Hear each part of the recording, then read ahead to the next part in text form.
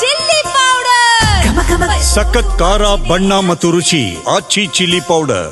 ಸರ್ಕಾರಿ ಸ್ಥಳಗಳಲ್ಲಿ ಆರ್ಎಸ್ಎಸ್ ಚಟುವಟಿಕೆಗಳ ನಿಷೇಧ ವಿಚಾರಕ್ಕೆ ಸಂಬಂಧಪಟ್ಟಂತೆ ಸಚಿವ ಪ್ರಿಯಾಂಕ್ ಖರ್ಗೆ ಪತ್ರಕ್ಕೆ ವಿಜಯೇಂದ್ರ ತೀವ್ರ ಖಂಡನೆಯನ್ನ ವ್ಯಕ್ತಪಡಿಸಿದ್ದಾರೆ. ಸಂಘದ ಬಗ್ಗೆ ಗೊತ್ತಿಲ್ಲದೆ ಇರೋರು ಈ ರೀತಿಯಾಗಿ ಹೇಳಿಕೆ ಕೊಡ್ತಾರೆ. ಇದು ಬಿಜೆಪಿ ರಾಜ್ಯಾಧ್ಯಕ್ಷ ಆಗಿರುವಂತಹ BY ವಿಜಯೇಂದ್ರ ಅವರ ಹೇಳಿಕೆ. ಸಂಘದ ಬಗ್ಗೆ ಗೊತ್ತಿಲ್ಲದೆ ಇರೋರು, ಆರ್ಎಸ್ಎಸ್ ಬಗ್ಗೆ ಗೊತ್ತಿಲ್ಲದೆ ಇರೋರು ಈ ರೀತಿ ಹೇಳಿಕೆ ಕೊಡ್ತಾರೆ ಅಂತ ಸಚಿವ ಪ್ರಿಯಾಂಕ್ ಖರ್ಗೆ ಅವರ ವಿರುದ್ಧ ವಾಗ್ದಾಳಿ ನಡೆಸಿದ್ದಾರೆ. ಪ್ರಿಯಾಂಕ್ ಖರ್ಗೆ ನಡೆ ಏನಿದೆ ಮೂರ್ಖತನದ ಪರಮಾವಧಿ ಇದೆ. ಸಂಘವನ್ನ ನಿಷೇಧ ಮಾಡ್ತೀವಿ ಅನ್ನೋ ಮಾತಾಡಿದ್ದಾರೆ. ಆ ಶಕ್ತಿ ಕಾಂಗ್ರೆಸ್ಸಿಗಿಲ್ಲ ಬಿಡಿ. ಚಟಕ್ಕೋಸ್ಕರ ಪ್ರಿಯಾಂಕ್ ಖರ್ಗೆ ಪತ್ರ ಬರೆದಿದ್ದಾರೆ. ಪ್ರಿಯಾಂಕ್ ಖರ್ಗೆ ಸಿಎಂ ಹುದ್ದೆ ಮೇಲೆ ಕಣ್ಣಿಟ್ಟಿರ್ಬೇಕೇನೋ. ಗಾಂಧಿ ಕುಟುಂಬ ಓಲೈಸೋದಕ್ಕೆ ಪ್ರಿಯಾಂಕ್ ಖರ್ಗೆ ಈ ರೀತಿಯಾಗಿ ಮುಂದಾಗಿದ್ದಾರೆ. ಆರ್ಎಸ್ಎಸ್ ಸಾಧನೆ ಸದನದಲ್ಲಿ ಚರ್ಚಿಸೋಣ ಅಂತ BY ವಿಜಯೇಂದ್ರ ಕರೆ ಕೊಟ್ಟಿದ್ದಾರೆ.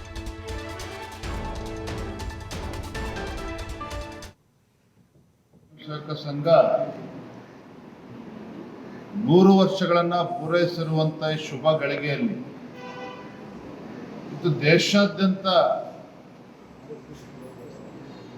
ಚಟುವಟಿಕೆಗಳು ನಡೀತಾ ಇದೆ, ಪಥಸಂಚಲನ ಕೂಡ ನಡೀತಾ ಇದೆ. ಇಂಥ ಸಂದರ್ಭದಲ್ಲಿ ಪ್ರಿಯಾಂಕ ಖರ್ಗೆ ಅವರ ಈ ತಮ್ಮ ಅಭಿಪ್ರಾಯವನ್ನು ಪತ್ರದ ಮೂಲಕ ಏನು ವ್ಯಕ್ತಪಡಿಸಿದ್ದಾರೆ, ಇದಕ್ಕೆಲ್ಲವಕ್ಕೂ ಕೂಡ ಕಾಲ ಉತ್ತರ ಕೊಡ್ತದೆ.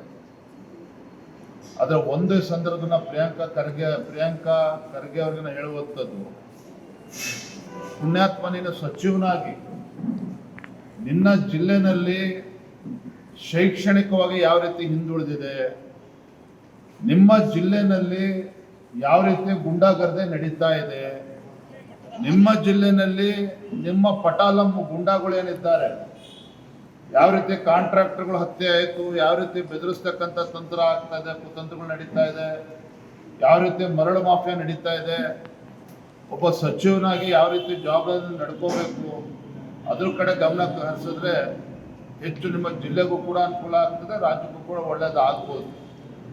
ಇವತ್ತು ಗುಲ್ಬರ್ಗ ಜಿಲ್ಲೆ ಅಂತ ಹೇಳಿದ್ರೆ ಶೈಕ್ಷಣಿಕವಾಗಿ ಅತ್ಯಂತ ಹಿಂದುಳಿದಿರ್ತಕ್ಕಂಥ ಜಿಲ್ಲೆ. ನಿಮ್ಮ ತಂದೆಯವರು ಹೇಳಿದ್ರು, ಮಲ್ಲಿಕಾರ್ಜುನ್ ಖರ್ಗೆ ಅವರು. ಇವತ್ತು ಕಲ್ಯಾಣ ಕರ್ನಾಟಕದಲ್ಲಿ ಸುಮಾರು 30-35 ಸಾವಿರ ಶಿಕ್ಷಕರ ನೇಮಕಾತಿ ಕೂಡ ಇವತ್ತು ಆಗಿಲ್ಲ ಅನ್ನುವ ಮಾತನ್ನ ಸ್ವತಃ ಮಲ್ಲಿಕಾರ್ಜುನ್ ಖರ್ಗೆ ಅವರು ಬಹಿರಂಗವಾಗಿ ಹೇಳಿದ್ದಾರೆ. ಅದ್ರ ಬಗ್ಗೆ ಚಿಂತನೆ ಮಾಡಲಿ ಪ್ರಿಯಾಂಕ ಖರ್ಗೆ ಅವರು. ರಾಷ್ಟ್ರೀಯ ಸ್ವಯಂ ಸೇವಕ ಸಂಘ 100 ವರ್ಷಗಳನ್ನ ಪೂರೈಸಿರುವಂತಹ ಸಚಿವ ಪ್ರಿಯಾಂಕ್ ಖರ್ಗೆ ಅವರು ಈಗಾಗಲೇ RSS ಬ್ಯಾನ್ ವಿಚಾರಕ್ಕೆ ಸಂಬಂಧಪಟ್ಟಂತೆ ಸಿಎಂ ಸಿದ್ದರಾಮಯ್ಯನವರಿಗೆ ಒಂದು ಪತ್ರವನ್ನ ಬರೆದಿದ್ದಾರೆ.